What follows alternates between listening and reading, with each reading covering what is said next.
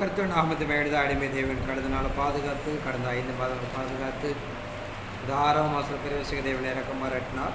தேவன் அறிவித்த ஒரு வார்த்தை வாசத்து கடன் சொல்லுவோம். வெளிப்படுத்தின 12ஆம் அதிகாரம் 5ஆம் வசனம். சகல ஜாதிகளையும் இருப்புகளால் ஆளுகை செய்யும் ஆண் பிள்ளையை அவள் பெற்றாள். அவளுடைய பிள்ளை தேவனிடத்திற்கும் அவருடைய சிங்காசனத்திற்கும் எடுத்துக்கொள்ளப்பட்டது. சகல ஜாதிகளை இரும்புகளால் ஆளுகை செய்யும் ஆண் பிள்ளை அவளை பெற்றால் அவருடைய பிள்ளை தேவனிடத்திற்கு அவருடைய சிங்காசனத்தை எடுத்துக்கொள்ளப்பட்டது. கர்த்தர் நாமத்து மகிமுள்ளதாக. பத்மதீவில் காணப்பட்ட யாவானுக்கு தேவன் அறிவிக்கிற பிரகாரம் முதல் வெளிப்படுத்தின விசேஷம் 22 அதிகாரத்தில் இறைவன் நமக்கு துவங்குகிற ஒரு சம்பவத்தை நான் பார்க்கிறோம். வெளிப்படுத்தின 1ஆம் அதிகாரம் 1-2 வாசிப்போம்.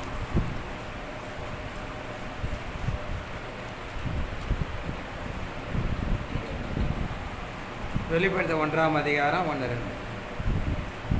சீக்கிரத்தில் சம்பவிக்க வேண்டியவர்களை தம்முடைய ஊழியக்காரருக்கு காண்பித்து கொடுத்து தேவன் இயேசு கிறிஸ்துவுக்கு ஒப்புவித்ததும் இவர் தம்முடைய தூதனை அனுப்பி தம்முடைய ஊழியக்காரனாகிய யோவானுக்கு வெளிப்படுத்தினதுமான விசேஷம். சீக்கிரத்தில் சம்பவிக்க வேண்டியவைகளை தம்முடைய ஊழியக்காரருக்கு காண்பிக்கும் பொருட்டு தேவன் இயேசு கிறிஸ்துவை ஒப்புவித்ததும் இவர் தம்முடைய தூதனை அனுப்பி தம்முடைய ஊழியக்காரனாகிய யோவானுக்கும் வெளிப்படுத்ததுமான இறைமாருக்கு நம்ம துவங்குகிற வார்த்தை நீங்கள் பார்த்தீங்கன்னா சீக்கிரத்தில் சம்பவிக்க வேண்டியவன்னு சொல்லுகிறான்.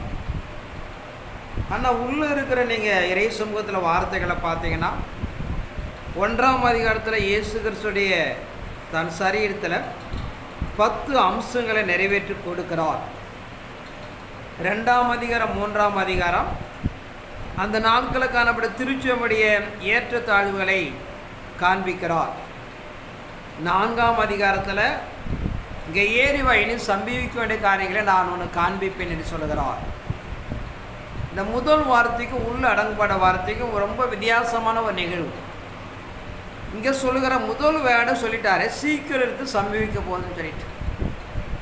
ஆனால் நடந்ததும் நடந்து கொண்டே இருப்பதும் நடக்க போகிறது அங்கே சொல்லப்படுவதாக பார்க்கிறோம். ஆனால் நம்ம தெளிவாக அறிந்து கொள்கிற விஷயங்கள் இயேசு தன் சரீரத்தில் 10 அம்சங்களை நடைமுறைப்படுத்தினதாக இருந்தாலும் சரி, அன்றைய காலத்தில் 7 சபைகளை மையப்படுத்தி அங்கே எழுதுகிற குறை நிறைவுகளை சீர்படுத்தப்பட வேண்டும் என்று சொல்லப்பட்டதையும் இங்கே ஏறிவா இனியும் சம்பவிக்க வேண்டியது என்று 4ஆம் அதிகாரம் துவங்குற பிரகாரம் நடந்து கொண்டு இருக்கிறது நடக்க போகிறது எல்லாம் மீண்டும் நடக்க போக வேண்டிய நம்ம அறிந்து கொள்ளப்பட வேண்டும். இப்போ என்ன நடக்க போகுது? இயேசு கிறிஸ்து தன் மணவாளனாகிய கிறிஸ்து 10 அம்சங்களை அவர் நிறைவேற்றி கொடுத்தது போல கடைசி காலத்தில் காணப்படுற இயேசுவை திருமணம் செய்து கொள்ள போகிற மணவாட்டியானவள் 10 அம்சங்களை நடந்தே தீரப்பட வேண்டும். 2ஆம் அதிகாரம் 3ஆம் அதிகாரம் சொல்லப்பட்ட அந்த நாட்களில் திருச்சபையுடைய நிலைமை குறித்து ஆவியான எழுதுகிற பிரகாரம் கடைசி காலத்தில் சபையை மனவாட்டி ஆயத்தப்படுத்தப்படும் போது திருச்சபையுடைய நிலைகள் இவ்வனமாகவே இருக்கும்.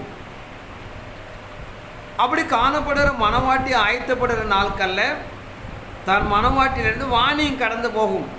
எபே சபைக்கு எழுதுகிறார், நீ ஆதிலிருந்த அன்பை விட்டா என்று உன் பேர் குறைவுண்டு உன்னை புதுப்பித்துக்கொள். இங்கே நடந்து கொண்டு இருக்கிற 1ஆம் நூற்றாண்டு நடந்தது அப்படியே கடைசி கால மனவாட்டி கட்டப்படுகிற நாட்கள் நடக்க வேண்டும். அதெல்லாம் புரிந்து கொள்ளப்பட வேண்டும். வேகத்தில் இன்னைக்கு கிறிஸ்தவ மனதில் காணப்பட அறிவாளிகளெல்லாம் என்ன எழுதியிருக்கின்ற அறிந்து கொள்ளாமல் தவறுதலாக பிரசங்கித்து ஜனங்களை வஞ்சித்து கொண்டிருக்கிறார்கள். 12ஆம் அதிகாரம் 1ஆம் வசனத்தை வாசிப்போம்.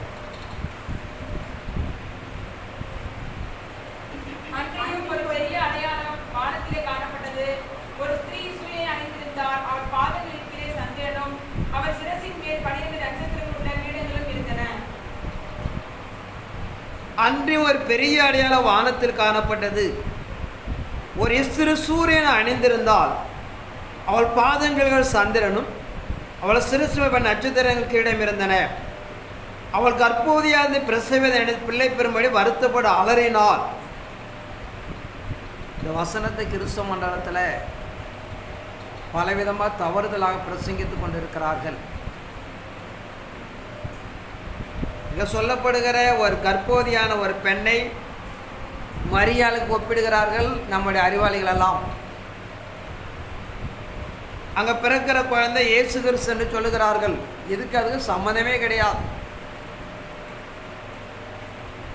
அங்கே சொல்லப்படும் முதலாவது சொல்லப்படுகிற சம்பவத்தை எருசலேம் நகரத்துக்கு ஒப்பிடுவார்கள். இப்படிப்பட்ட அறிவாளிகளாம் தவறுதலாக பிரசங்கித்து ஜனங்களை வஞ்சித்து ஏமாற்றி கொண்டிருக்கிறார்கள். சகல ஜாதிகளை இரும்பு கொள்ளல் ஆளுகு ஆண் பிள்ளை என்பது இயேசுவை தான் 1ஆம் அதிகாரத்திலிருந்து ஒப்பிடுகிறாரே. இங்கே ஒப்பிட வேண்டிய அவசியம் என்ன இருக்கிறது? சுவிசேஷத்தில் அறிவிக்கப்படாமல் பெரிய ரகசியம் அங்கே இருக்கிறது. இயேசு கற்பம் தரித்த நாள் முதற்கொண்டு அவர் மரித்து உயிரடைகிற வரைக்கும் எழுதி வைக்கிறார். இங்கே போய் மரியாள் ஒரு குழந்தையை பெற்று கொண்டு சொல்லணும்னு அவசியமே கிடையாது. கிறிஸ்தவ மண்டலத்தில் காணப்படுகிற அறிவில்லாதவரை இப்படி பிரசிப்பதாக பார்க்கிறோம். ஆனால் வேதம் நமக்கு என்ன சொல்லுதுன்னு பார்த்தீங்கன்னா, ஒரு அடையாளம் வானத்தில் காணப்படுகிறது. ஒரு இஸ்திரி என்பதை பார்த்தீங்கன்னா பொதுவாக இதை சபையை ஒப்பிடுகிறான். வேதாந்தத்தில் சபைக்கு தான் இஸ்திரி என்று ஒப்பிடப்படுகிறது. 12ஆம் அதிகாரம் 17ஆம் அதிகாரத்தெல்லாம் சபையை தான் இஸ்திரி என்று ஒப்பிடப்படுகிறான். ஆனால் கடைசி காலத்தில் பூமியில் உருவாக்கப்படுகிற மணவாட்டியானவள் ஒரு கர்ப்ப வேதனை அடைந்து ஒரு பிள்ளையை பெற்று கொடுக்கிறாள். அந்த பிள்ளை எங்கே கடந்து போகுதுன்னு பார்த்தீங்கன்னா பிதாவிடத்தில் எடுத்துக்கொள்ளப்படுகிறது. அவள் எடுத்துக்கொள்ளப்பட்டு அங்கே தேவனிடத்தில் அதிகாரத்தை அடைந்து பூமிக்குள்ளாக கடந்து வந்து தன் மணவாட்டியை ஆயத்தப்படுத்துகிறாள். ஆனால் இறை சமூகம் நடைமுறைப்படுத்துகிற இந்த அடிமுட்டாள்கள் சொல்லுகிற பிரகாரங்களை பார்த்தீங்கன்னா அதே அதிகாரம் 13ஆம் வசனத்தை வாசிப்போம்.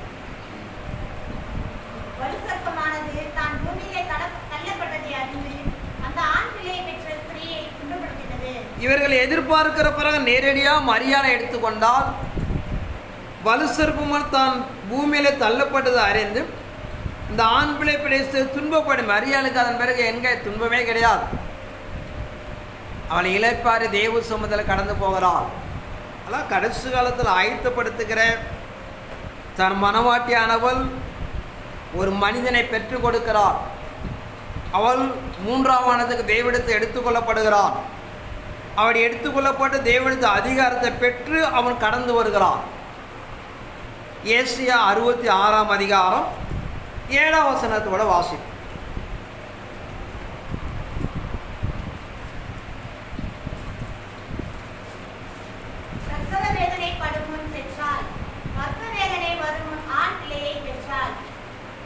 இங்கே இறைமார்க்க நமக்கு நடைமுறைப்படுத்துகிற பிரகாரம் பிரசவ வேதனைப்படும் போல் பெற்றால் கற்ப வேதனை வரும் ஆண் பிள்ளையை பெற்றால் என்று பார்க்கிறோம்.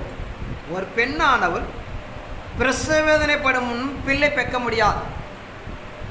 கர்ப்ப வேதனை வரும் முன் ஆண் பிள்ளை பெற்றால் என்று சொல்லு. கற்ப வேதனை இல்லாமல் எப்படி ஒரு குழந்தை பெற்க முடியும்? அலங்கு சொல்லப்படுகிற மனவாட்டியானவள் தான் ஒரு பெரிய கர்ப்ப வேதனை ஒரு பிரசவ வேதனை அடைவதற்கு முன்பாகவே ஆண் பிள்ளையை பெற்று அவன் வானத்துக்கு எடுத்துக்கொள்ளப்பட வேண்டும். அவன் பிதாவிடத்தில் அதிகாரத்தை பெற்று மத்திய மண்டலக்கான சாத்தான் எடுத்து ஒரு பெரிய யுத்தத்தை நடைமுறைப்படுத்தப்பட வேண்டும்.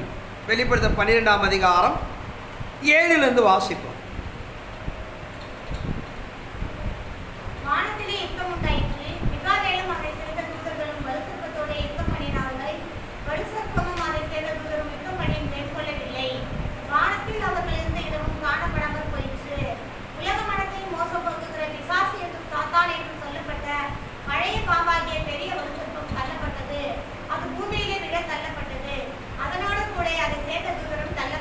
வானத்தில் ஒரு யுத்தம் நடக்கிறது.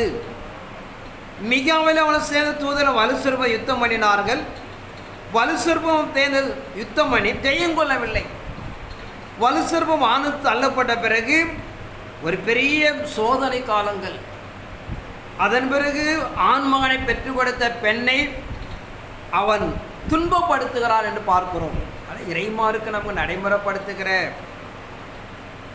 அறியாமல் ஓடிக்கொண்டிருக்கிற கிறிஸ்தவ மண்டலமானது கடைசி காலத்தில் மனவாட்டியானவள் அவள் சூரியனை அணிந்திருக்கப்பட வேண்டும், நீதியை, கிறிஸ்துவை.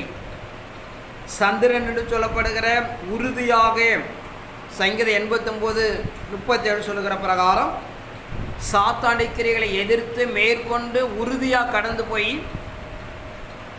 ஒரு ஜெயங்குளர வாழ்க்கை 12 நட்சத்திரக்குள்ள 12 அப்போஸ்தலர் உபதேசங்களை கொண்டு அவள் சாத்தானை ஜெயிக்கப்பட வேண்டும் என்று வேதம் நமக்கு கற்றுக் கொடுக்கிறது. இப்படிப்பட்ட ஒரு வாழ்க்கையை நடைமுறைப்படுத்தப்பட வேண்டும். அதனால் அந்த ஸ்திரியானவள் கர்ப்ப வேதனை அடைவதற்கு முன்பாக அந்த ஆண் பிள்ளை எங்கன்னா வானத்துக்கு எடுத்துக்கொள்ளப்பட வேண்டும். தேவனிடத்தில் அதிகாரத்தை பெற்று மத்தியவாண்ட ஒரு யுத்தத்தை மிகாவேல் தூதனோடு சேர்ந்து ஒரு யுத்தத்தை நடைமுறைப்படுத்தி மத்தியவானத்தில் இருக்கிற சாத்தானை பூமிக்குள்ளாக தள்ளப்பட வேண்டும் என்று சொல்கிறது.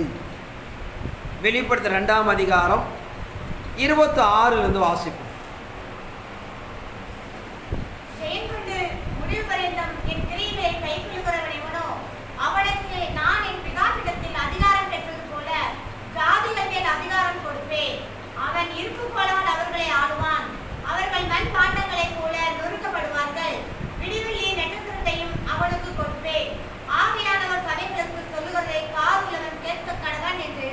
ஜெயங்கொண்டு முடிவுபெறும் கிரைகளை கை கொள்ள எவனோ அவனுக்கு நான் பிதாவிடத்தில் அதிகாரம் பெற்றது போல ஜாதிகளை அதிகாரம் கொடுப்பேன். அவன் இரும்பு கொலங்களை ஆளுவான், அவர் மண்பாண்டங்களை போல நொறுக்கப்படுவார்கள். விடிவெளி நட்சத்திரம் அவனுக்கு கொடுப்பேன். இது சொல்லப்படுகிற கடைசி காலத்தில் ஆண் மகனாக காணப்படுகிற வானத்துக்கு எடுத்துக்கொள்ளப்படுகிற பிரதான ஆசாரியனாகவும் 7ஆம் தூதனாக காணப்படுகிற அந்த மனிதன் அங்கே இயேசு வாக்கு கொடுக்கிறார். ஜெயங்கொண்டு முடிவு பரிந்தம் என் கிரியைகளை கை கொள்கிற எவனோ அவனுக்கு நான் பிதாவிடத்தில் அதிகாரம் பெற்றது போல ஜாதிகள் மேல் அதிகாரம் கொடுப்பேன். ஆனால் இறை சமூகம் எதிர்பார்க்கிற கிறிஸ்துவானவர் ஒரு ஜெயங்கொண்டு பிதாவுடைய வலது பாசம் வீற்றிருப்பது போல கடைசி காலத்தில் மனவாட்டியை கட்டப்படுகிற ஒரு மனிதனை தெரிந்து கொள்கிறார். அவனுக்கு தான் சொல்லுகிறார், பிதாவிடத்து நான் அதிகாரம் பெற்றது போல ஜாதிகள் மேல் அவனுக்கு அதிகாரம் கொடுப்பேன். அவன் இரும்பு கொலங்களை ஆளுவான், அவர் மண்பானங்களை போல நொறுக்கப்படுவார்கள். விடிவெளி நட்சத்திரத்தை அவனுக்கு கொடுப்பேன் என்று சொல்லப்படுவதாக பார்க்கிறோம். அதனால் கடைசி காலத்தில் காணப்படுகிற இயேசுடைய வருகை எதிர்பார்த்து கொண்டிருக்கிற கிறிஸ்துவ மண்டலமானது இயேசு கிறிஸ்து மணவாளனாக வெளிப்பட நாட்களில் ஒரு மணவாட்டியை ஒரு மனிதன் ஆயத்தப்படுத்தப்பட வேண்டும். அவன் இல்லாமல் ரட்சிப்பில்லை மீட்பில்லை என்பதை நாம் அறிந்து கொள்ளப்பட வேண்டும். ஏன்னா வேதத்தில் அறிய முடியாத ரகசியமெல்லாம் இருக்கிறது, நாம் சிந்தைக்கு எட்டாத தெய்வ திட்டம் இருக்கிறது, அது வாழ்க்கையில் உணரவே முடியாது. அப்படிப்பட்ட நிலைகளாம் இறைமார்க்கம் சொல்லப்படுகிறது. ஆனால் இயேசு கிறிஸ்துக்கு பிதாவக தேவன் என்ன அதிகாரத்தையும் வல்லமை மகத்துவத்தை கொடுத்தாரோ அதே போல் கடைசி காலத்தில் காணப்படுகிற 7ஆம் தூதன் என்று சொல்கிற மனிதனுக்குள்ளாக அவர் அதிகாரத்தை கொடுத்து தெய்வ திட்டத்தை நிறைவேற்றி கொடுக்கிறார் என்பதை நாம் அறிந்து கொள்ளப்பட வேண்டும். ஏன்னா அப்படி நீங்கள் அறிந்து கொள்ளப்படவிட்டால் வேதத்துடன் மகத்துவங்கள் புரியாது.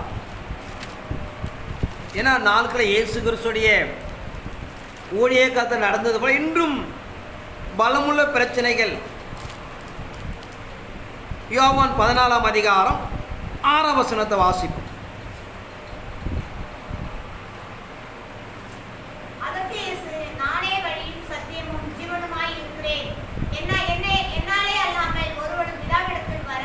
அதற்கு இயேசு நானே வழியும் சத்தியம் ஜீவனமாக இருக்கிறேன், என்னை இல்லாமல் ஒருவனு பிதாவிடத்தில் வரான்.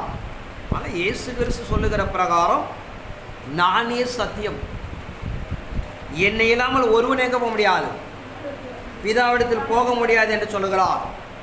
அப்படிப்பட்ட இயேசு கிறிஸ்து தான் அங்கே நடைமுறைப்படுத்துகிறார். நான் பிதாவிடத்தில் அதிகாரம் பெற்றது போல ஜாதிகள் மேல் அதிகாரம் கொடுப்பேன் என்று அங்கு வாக்கு கொடுக்கிறார். யோவான் சுவிசேஷம் 20ஆம் அதிகாரம் 21 வாசிப்போம். இயேசு மறுபடியும் அவர்களை நோக்கி, உங்களுக்கு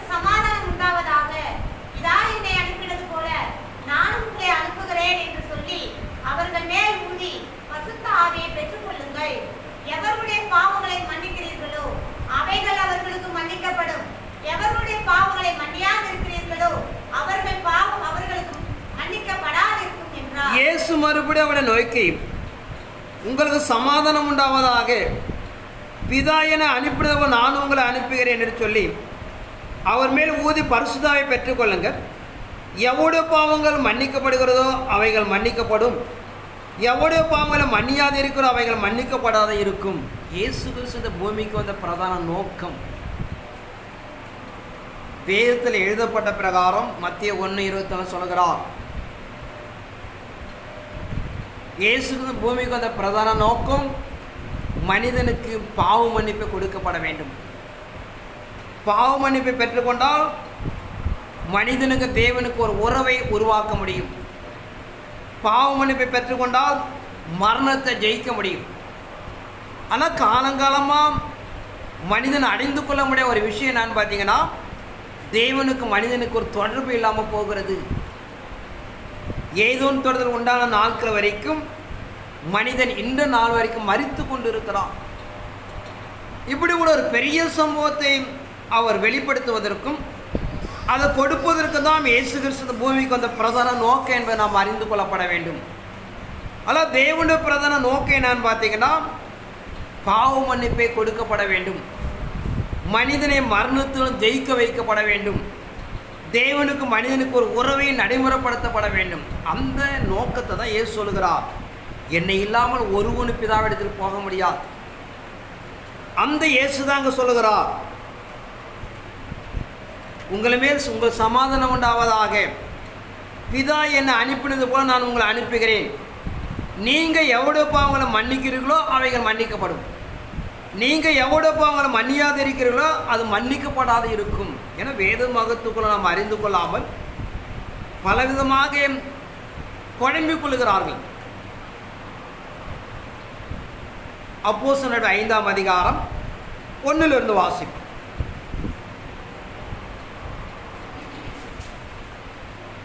அனனியா என்னும் பேருள்ள ஒருவனும் அவருடைய மனைவியாகிய சப்பிராலும் தங்கள் காணியாட்சி விற்றார்கள். தன் மனைவி அறிய அவன் கிரயத்திலே ஒரு பங்கை வஞ்சித்து வைத்து ஒரு பங்கை கொண்டு வந்து அப்போஸ்தலருடைய பாதத்திலே வைத்தான். பேதுரு அவனை நோக்கி, அனனியாவே, நிலத்தின் கிரயத்தில் ஒரு பங்கை வஞ்சித்து வைத்து பரிசுத்த ஆவியிடத்தில் பொய் சொல்லும்படி சாத்தான் உன் இருதயத்தை நிரப்பினது என்ன? இங்க பார்க்கிற ஒரு பலமுள்ள கிரியை நடக்கிறது. இயேசுவை ஏற்றுக்கொண்ட விசுவாசிகள் தனக்குண்ட ஆசுகளை பெற்று சபைக்குள்ளாக அப்போஸ்தலர் அர்ப்பணிக்கிறார்கள். இப்போ அனனியா சப்பிரால் என்று சொல்ல ஒரு கணவன் மனைவி இருக்கிறார்கள். அவன் இந்த நிலம் எதற்கென்று விற்று அப்போஸ்தலர் பாதங்களை கொண்டு வைக்க முடிவு செய்கிறார்கள். அவர் கொண்டு வருவது ஒரு சில நாட்கள் ஆவதனாலே அவருடைய எண்ணங்கள் உண்டாகுது. நாம் எல்லாத்தையும் கொடுத்துட்டா திடீர்னு நாம் தேவைப்பட்ட என்ன செய்வது என்று ஒரு பங்கை மறைத்து வைத்து மீதி எடுத்து வருகிறார்கள். இந்த வசனத்தை கவனிக்கணும். 5:3 பார்க்கிறோம். பேதுரு அவனை நோக்கி, அனனியாவே, நிலைத்து நிற்கிறது ஒரு பங்கை வஞ்சித்து வைத்தும் பரிசுத்தாவிடத்தில் போய் சொல்லும்படி சாத்தான் உன் இருதயத்தை நிரப்பினது என்ன? நல்லா பாருங்க, அவன் யாரை மறைக்கிறான்? பேதுருக்கிட்ட தான் மறைக்கிறான். ஆனால் பேதுரு என்ன சொல்கிறான்? பரிசுத்தாவிடத்தில் மறைத்தாய். அப்போஸ்தலர் பேதுரும் ஆவியானவரும் ஒன்றாக இணைக்கப்படுகிறார்கள். ஆனால் இறைமார்க்கம் என்பது தேவனுடைய ஆசாரியனும் இறைமார்க்கம் ஒன்றை இணைக்கப்படுகிறார்கள். இன்னைக்கு அயோக்கியன் இருப்பதனாலே, பொய் புரட்டுள்ள வேசுதனம் செய்வதனாலே அதை ஏற்றுக்கொள்ள முடியல. ஆனால் இறைமார்க்க நம்ம நடைமுறைப்படுத்துகிற பிரகாரம் ஆவியானவர் சபைக்குள்ளாக இருக்கிறார். வெளிப்படுத்தின 22ஆம் அதிகாரம் 17ஆம் வசனத்தை வாசிப்பு. ஆவியும் மணவாட்டியும் வா என்கிறார்கள், கேட்கிறவனும் வா என்பானாக. பாவமா இருக்கிறவன் வரக்கடவன், விருப்பமுள்ளவன் ஜீவ தண்ணீரை இலவசமாய் வாங்கிக் கொள்ள கடவன். ஆவியும் மணவாட்டி வா என்கிறார்கள், கேட்கிறவனும் வா என்பானாக. தாகமாக இருக்கிறவன் வரக்கடவான், விருப்பம் மூலம் ஜீவத்தினை இலவசம் வாங்கிக் கொள்ள கடவான். அல்ல, திருச்சபையும் தேவன் ஒன்றாக இணைக்கப்படுகிறார்கள். பிரதான ஆசாரியனும் ஆவியன் ஒன்றாக இணைக்கப்படுகிறார்கள். ஆனால் இறைமார்க்கு நம்ம நடைமுறைப்படுத்துகிற ஒரு சில கள்ளம் ஊழியர்களாலும் அநேக பொய் புரட்டும் பொருளாசினாலே விழுந்து போகிற மனிதனாலே தெய்வ தத்துவத்தை பிரிக்க பார்க்கிறார்கள். நம்ப முடியாமல் கடந்து போகிறது. வேசின் கிரியைகளினாலே தேவனை இழக்கிறார்கள். யாதோ ஒரு மனிதன் தவறு செய்வதனாலே, யாரோ ஒரு அக்கிரமம் செய்வதனால இறை தத்துவத்தை நாம் வந்து குறை சொல்ல முடியாது. வேதம் நமக்கு நடைமுறைப்படுத்துகிற பிரகாரம் என்னை இல்லாமல் ஒருவனு பிதாவிடத்து வர முடியாது என்று இயேசு வாக்கு கொடுக்கிறார். பிதா என்னை அனுப்பினது போல உங்களை அனுப்பினேன் என்று சொல்லுகிறார். யாருக்கு பொருந்துன்னு பார்த்தீங்கன்னா, கடைசி கால மனவாட்டி யாரும் அவங்களுக்கு தான் பொருந்தும், கள்ள பயலுக்கெல்லாம் பொருந்தாது. அதான் இறைமார்க்கம் சொல்லப்படுகிறேன். மனவாட்டியான இயேசுடைய அச்சு அடையாளமாக வாழக்கூடிய ஒரு வாழ்க்கை, பூமியில் ஒருவனாலும் குற்றச்சாட்ட முடியாமல் ஒரு வாழ்க்கை, தேவனுக்கு அவர்களுக்கு ஒரு தொடர்புள்ள ஒரு வாழ்க்கை, தேவன் அவர் இணைக்கப்பட்ட ஒரு வாழ்க்கை என்று சொல்லுகிறது. ஆனால் சபை என்று தன்னை சொல்லிக்கொள்வதனாலே, தன் அப்போஸ்தலன் வரன் சொல்லிக்கொள்வதனாலே அவன் ஆக முடியாது. தேவனால் அழைக்கப்பட்டு அனுப்பப்பட்ட தேவன் அவனுக்கு கூட இருந்து வாசம் பண்ணுகிற ஒரு மனிதனை தான் மனவாட்டிக்கு பொருந்துமே தவிர, தன்னை மனவாட்டின்னு சொல்லுவதனால, தன் அப்போஸ்தலன் சொல்லுவதனாலே வாழ்க்கை பொருந்தாது. ஆனால் இறைமார்க்கம் சொல்லப்படுகிற வேதத்துடைய அடிசுவடுகளை பின்பற்றி வேதம் சாட்சி கொடுக்கிற வாழ்க்கையும், தேவன் எந்த ஒரு மனிதனை எந்த ஒரு சபை சாட்சி கொடுக்கிறதோ அவர்களுக்கு மாத்திரம்தான் பொருந்தும். அதில் வேதத்தை நாம் அறிந்து கொள்ளப்பட வேண்டும். சரியாக நீங்கள் புரிந்து கொள்ளப்படவிட்டால் வேதத்தின் மகத்துவங்கள் தூஷிக்கப்படும். ஆனால் இறைமார்க்க நடைமுறைப்படுத்த வேதத்தை சொல்லுகிற பிரகாரம் சங்கீதம் 110 அதிகாரம் 1-2 வாசிப்போம்.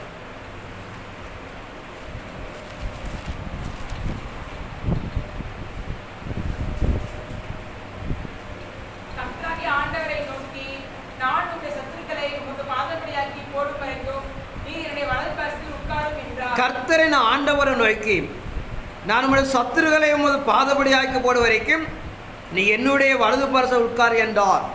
1ஆம் நூற்றாண்டு கடந்து வந்து சிலுவிலை தன்னை அர்ப்பணித்து 3ஆம் நாள் உயிர் தந்த இயேசு கிறிஸ்து பிதாவுடைய வலது பாசம் வீற்றிருக்கிறார். அப்போஸ்தலர் 7:55 அதிகாரம் வசனம், எபிரேயர் 10:13, 1 பேதுரு 3:22 பார்க்கிறோம். ஏன்னா ஒரு வயசு வந்து வாசி. அப்போஸ்தலர் 7:55 வாசி.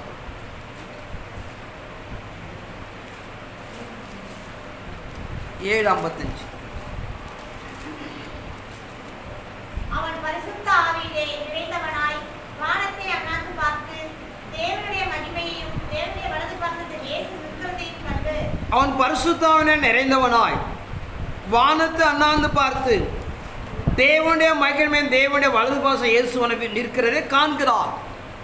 சேவான் மரணம் அடைகிற நாட்களில் அவன் ஆவிக்குள்ளாக கடந்து போகிறான். வானம் திறந்திருக்கிறது, ஒரு சிங்காசனம் வைக்கப்பட்டிருக்கிறது, பிதா உட்கார்ந்திருக்க வலது பாரசம் இயேசு உட்கார்ந்திருக்கிறார். அதான் சங்கீதத்தை பார்க்கிறோம். உன் சத்துருவாகிய சாத்தானை பாதபடியாக்கி போடும் வரைக்கும் இங்கே உட்காந்துரு. இப்போ சத்துருவாய சாத்தானை கேரு இப்போ யார் பாதபடியாக்கி போடுவது? அப்படி போட்டாதானே இயேசு மீண்டும் வர முடியும் என்று வேதம் சொல்லுகிறது. ஆனால் இறைமார்க்கு நடைமுறைப்படுத்துகிற பிரகாரம் நாட்களுக்கான கள்ள பசங்கள் எல்லாம் வேதத்தின் மகத்துவம் என்ன, தேவ திட்ட தீர்மானம் என்ன, இறைவன் என்ன எழுதி வைத்திருக்க என்று அறிந்து கொள்ளாமல் தேவநாமங்கள் பலமாக தூஷிக்கப்படுகிறது. ஆனால் இறைமாருக்கு நம்ம நடைமுறைப்படுத்துகிற கடைசி கால மனவாட்டியானவள் தன் சூரியனை அணிந்திருக்கிறாள், சந்திரன் தன் பாதங்கள் கீழே இருக்கிறது, ஒரு கிரீடம் தன் தலையிலே சூட்டப்பட்டிருக்கிறது, 12 நட்சத்திரங்கள் காணப்படுகிறது, அவள் ஜெயம் கொள்ளுகிறாள் என்று பார்க்கிறோம். அப்படிப்பட்ட காணப்படுகிறவள் தான் இறைமார்க்கம் தன்னை மனவாட்டி என்று ஒப்புவிக்கிறது.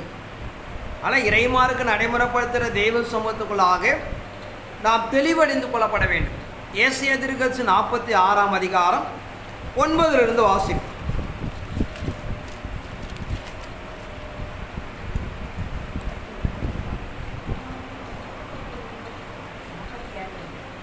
முந்தி பூர்வ காலத்தில் நடந்தவைகளை நினையுங்கள். நானே தேவன், வேறொருவரும் இல்லை. நானே தேவன், எனக்கு சமானம் இல்லை. அந்தத்தில் உள்ளவைகளை ஆதி முதற்கொண்டும் இன்னும் செய்யப்படாதவைகளை பூர்வ காலம் முதற்கொண்டும் அறிவிக்கிறேன். என் ஆலோசனை நிலை நிற்கும்.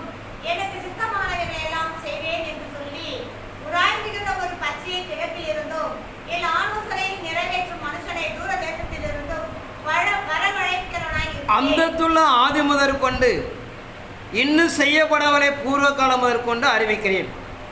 என் ஆலோசனை நிலையில் இருக்கிற சுத்தமானவரை எல்லாம் செய்வேன் என்று சொல்லி உராஞ்சிகிற பச்சை கிடைக்கல் அனந்தம் என் ஆலோசனை நிறைவேற்ற மனுஷன் தூர தேசம் வரவழைக்கிறாய் இருக்கிறேன்.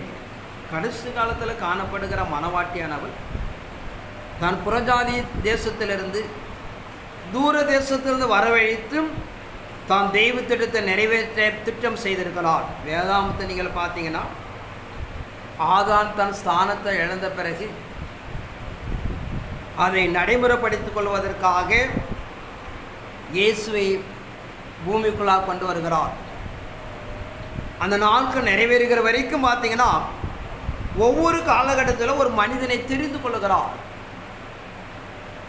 தெய்வ திட்டம் பரிசுத்த சந்தையை கடந்து வர என்பதற்காக ஆபிரகாமை தெரிந்து கொள்ளுகிறார், மோசையை தெரிந்து கொள்ளுகிறார். இப்படி ஒவ்வொரு காலகட்டத்துக்குள்ளாக தெய்வ திட்டத்தை நடைமுறைப்படுத்திக் கொள்வதற்கு ஒரு மனிதனை தெரிந்து கொள்கிறார். இது ஒரு புதிய விஷயம் அல்ல. அதே போல் கடைசி காலத்தில் காணப்படுற தெய்வ திட்டத்தை மனவாட்டியை உருவாக்குவதற்காக ஒரு மனிதனை நிலைப்படுத்தி அவர் செய்கிறார் என்று பார்க்கிறோம். ஏசாயா 41 அதிகாரம் 1 கூட வாசிப்போம். தீவுகளே எனக்கு முன்பாக மௌனமாயிருங்கள், ஜனங்கள் தன் பலனை புதிதாக்கிக் கொண்டு சமீபத்து வந்து பின்பு பேச கடவர்கள். நாம் ஒருமிக்க நியாயாசனத்துக்கு முன்பாக சேர்வோம். கிழக்கிலிருந்து நீதிமானை எழுப்பி தமது பாதப்படியிலே வரவழைத்தவர் யார்? ஜாதிகளை அவனுக்கு ஒப்புக் கொடுத்து அவனை ராஜாக்களுக்கு ஆண்டவனாக்கி அவர்களை அவன் பட்டயத்துக்கு பூசியும் அவன் வில்லுக்கு சிதறடிக்கப்பட்ட தாளடியுமாக்கி. தீவுகளை எனக்கு முன்பாக மௌனமாயிருங்கள், ஜனங்கள் தங்கள் பலனை புதிதாய் கொண்டு சமீபத்தில் பின் பேச கடவார்கள். நான் ஒருமிக்க நியாயாசனத்து முன்பாக சேருவோம். கிழக்கிலிருந்து நீதிமானை எழுப்பி தமது பாதப்படியில் வரவழைத்தவர் யார்? ஜாதிகள் அவனுக்கு சொந்தமாக ஒப்பு கொடுக்கிறார். வேதாமத்தை நீங்கள் பார்த்தீங்கன்னா இயேசு கிறிஸ்துடைய வருகைக்கு 2 அங்கங்களாக பிரிக்கிறார். ஒன்று 1ஆம் நூற்றாண்டில் இயேசுவின் வருகை ஆயத்தப்படுத்துவதும், இன்னொன்று மீண்டும் இயேசு கிறிஸ்து வந்து பூமியில் ஆட்சி செய்வதற்காக 2 மனிதனை தெரிந்து கொள்கிறார். அவர் பாலகனாக பிறப்பதற்கு முன்பாக 2 ராஜா 2ஆம் அதிகாரம் எடுத்துக்கொள்ளப்பட்ட எலியா, மல்லிகா 4ஆம் அதிகாரத்தில் எடுத்து மீண்டும் வருவேன் என்று சொல்லப்படுகிற எலியா, 40ஆம் ஏசாயாவில் அறிவிக்கப்படுகிற பிரகாரம் இயேசுவுக்கு வழியை ஆயத்தப்படுத்துவதற்காக வாசிப்பு 40ஆம் அதிகாரம் 3ஆம் வசனத்திலிருந்து ஏசாயா இருக்கிறது. கர்த்தருக்கு வழியை ஆயத்தப்படுத்துங்கள், அவாந்தர வெளியிலே நம்முடைய தேவனுக்கு பாதையை செவ்வாய் பண்ணுங்கள் என்றும், பள்ளமெல்லாம் உயர்த்தப்பட்டு சகல மலையும் குன்றும் தாழ்த்தப்பட்டு கோணலானது சபையாகி காடு குருடானவை சமமாக்கப்படும் என்றும், கர்த்தரின் மகிமை வெளியரங்கமாகும், மாம்சமான யாவும் அதை ஏகமாய் காணும். அல்ல, வேதம் நமக்கு நடைமுறைப்படுத்துகிற பிரகாரம் இயேசு கிறிஸ்துடைய பிறப்பின் ஒரு வருகை, மீண்டும் பூமிக்குள்ளாக தன்னை ஆட்சி பண்ணுவதற்காக அங்கே 2 மனிதர்களை ஆயத்தப்படுத்துகிறார்.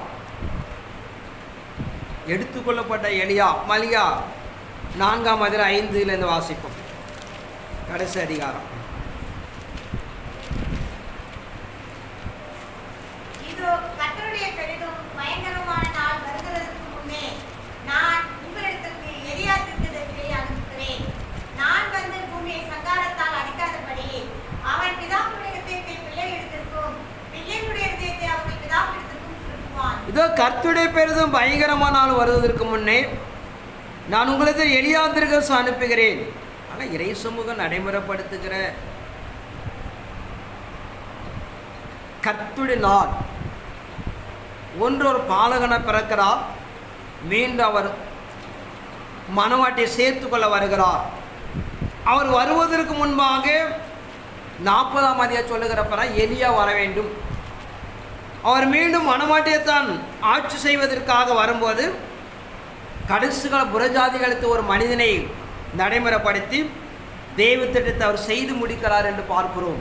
ஏன்னா புறஜாதி நிறைய வசனம் இருக்கிறது, எசேக்கியேல், லூக்கா, இப்படிப்பட்ட பலவிதமான வசனங்கள் பார்த்தீங்கன்னா புறஜாதி எடுத்து ஒரு மீட்பை உண்டு பண்ணி தன் மனவாட்டை கட்டி அவர் நிலைப்படுத்துவார் என்று சொல்லப்படுவதாக பார்க்கிறோம். அது நாட்களில் இயேசு வரைக்கும் எதிர்பார்த்து கொண்டிருக்கிற கிறிஸ்துவ மண்டலமானது சபையானது ஒரு ஆண்மகனை பெற்றுக் கொடுக்கப்பட வேண்டும். அவன் 3ஆம் வானத்து வரை எடுத்துக்கொள்ளப்பட்டு பிதாவிடத்தில் அதிகாரத்தை பெற்று 2ஆம் வானத்தில் மத்தியவன் சாத்தானை கேருப்பை கீழே தள்ளி அவன் கிரியைகளை வெளிப்படுத்தப்பட வேண்டும். அப்படி வெளிப்படுத்தப்பட்ட பிறகு காலங்கள் அரை காலம் என்று சொல்லுகிறேன். தானியேல் 12:7, வெளிப்படுத்த 12 6ஆம் அதிகாரம் 14 வசனம், வெளிப்படுத்த 11ஆம் அதிகாரம் 2ஆம் வசனம் சொல்லுகிற பிரகாரம் இயேசு தான் ஊழிய காலத்தில் 3 ஆண்டு காலம் அவர் ஊழியம் செய்தது போல கடைசி கால மணவாட்டியை கட்டப்பட வேண்டும். அது கட்டி பூர்த்தியாகப்படும் போது 2ஆம் வானமாக மத்தியமானது எடுத்துக்கொள்ளப்பட்டு பின்னிருக்கிற 3 ஆண்டுகள் கல்யாண நிகழ்ச்சி நடக்கும் என்று வேதம் நமக்கு சாட்சி கொடுக்கிறது. ஆனால் இறைமார்க்கு நடைமுறைப்படுத்துகிற இயேசுவை எதிர்பார்த்து கொண்டிருக்கிற கிறிஸ்தவ மண்டலமானது நாம் செய்யப்படுவது என்னதென்று நாம் அறிந்து கொள்ளப்பட வேண்டும். ஒரு மனிதன் 3ஆம் வானத்துக்கு கடந்து போகப்பட வேண்டும். அங்கே இருக்கிற மிகாமலோடு சேர்ந்து மத்தியமான சாத்தானை யுத்தம் செய்து கீழே தள்ளப்பட வேண்டும். அவன் கடந்து வந்த 3 ஆண்டுகள் அவன் பூமிக்குள்ளாக ஆட்சி நடத்தப்பட வேண்டும். அதில் சபைகள் புடமிட்டு பூர்ணமாக்கப்பட்டு தேவசாயலாக மாறினாதான் இயேசுடைய வருகை நாம் சந்திக்கப்பட முடியும். ஆனால் இறைமார்க்கு நடைமுறைப்படுத்துகிற வெளிப்படுத்த 11ஆம் சொல்லுகிற பிரகாரம் புறஜாதிகள் மத்தியில் தோன்றுகிற 2 தீர்க்கதரிசிகளை எழும்பி 3 ஆண்டு காலங்கள் சபையை கட்டி அவருடைய மரணத்து பிரகாரம் இயேசுவை நாம் சந்திக்கப்பட வேண்டும் என்று இறைமார்க்கம் சொல்லப்படுகிறது.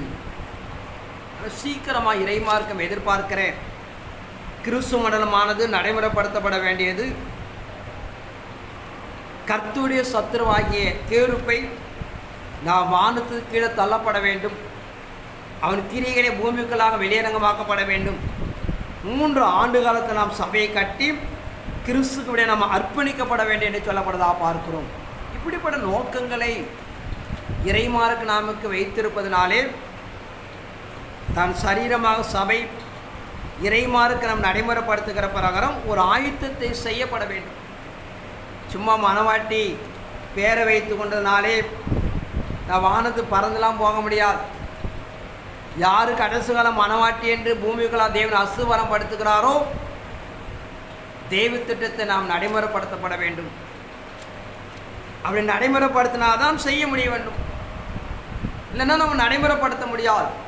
ஆனால் இறை சமூகம் நம்ம எதிர்பார்க்க நிகழ்வுகளை கடவுள் நேற்று நைட்டோட பார்த்தோம். முதல் ஒரு பாப்பா பேசிச்சு, நீங்கள் 98% வரைக்கும் பூர்ணம் அடைஞ்சிட்டிங்கன்னா 2% இருக்கிறதுன்னு தெரிஞ்சு. நைட்டு பார்த்தோம் அது 2% நிறைவேற போகணும் கடவுள் நைட்டு சொல்லிட்டு போனார்.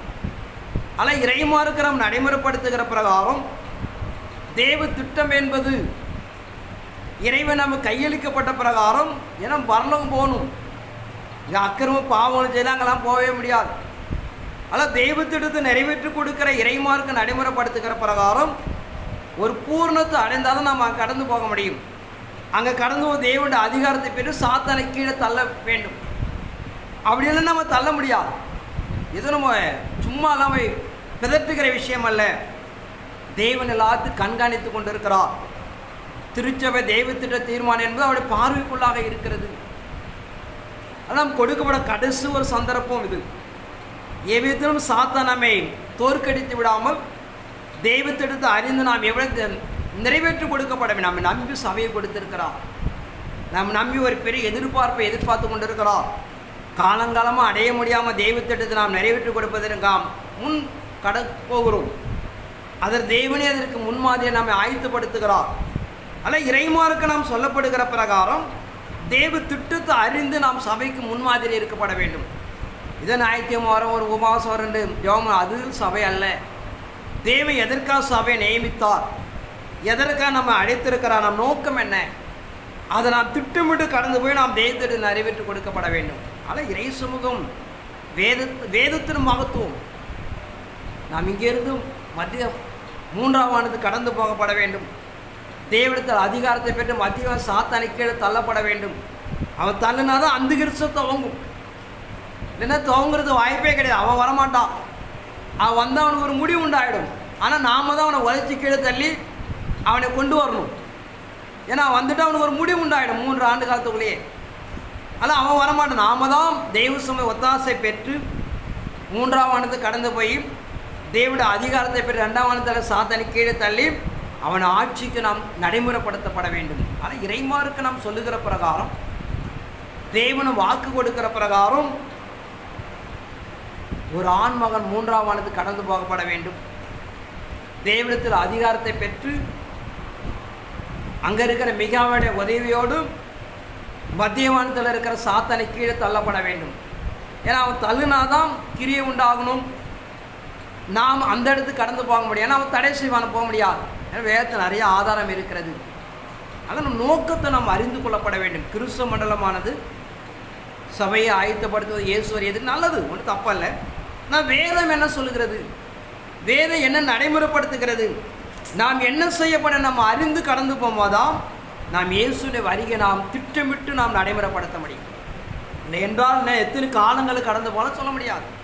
ஆனால் இப்படி ஒரு நிகழ்வு காணப்படுவதனாலே நாம் ஒவ்வொரு நாளுக்குடைய விண்ணப்பங்கள் இறை திட்டத்தை நாம் நிறைவேற்றி கொடுக்கப்பட வேண்டும். மத்தியமான சாத்தானை கீழே தள்ளப்பட வேண்டும். வெளிப்படுத்த 12:7 சொல்லுகிற பிரகாரம் வானத்து ஒரு யுத்தம் நடந்தே ஆக வேண்டும். அப்படி நடத்தினாதான் அவனை கீழே தள்ள செய்ய முடியும். அல்ல இப்படி நிகழ்வுகள் இருப்பதனால நம்ம எதிர்பார்த்து நம்ம எல்லாம் ஒரு சிப்பை பார்த்தோம்னா ஒரு பூகம் எரிமலை வந்தவன் அதெல்லாம் ஒரு நிகழ்வு தான். ஆனால் அது முக்கியமல்ல. இறைமார்க்கு நடைமுறைப்படுத்துகிற பிரகாரம் மத்தியமான சாத்தானை கீழே நாம் தள்ளப்பட வேண்டும்.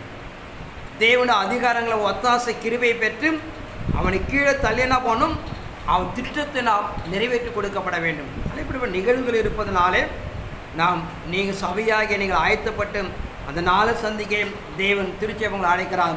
கர்த்தர் வார்த்தை ஆசீர்வதிப்பாராக. ஆமென்.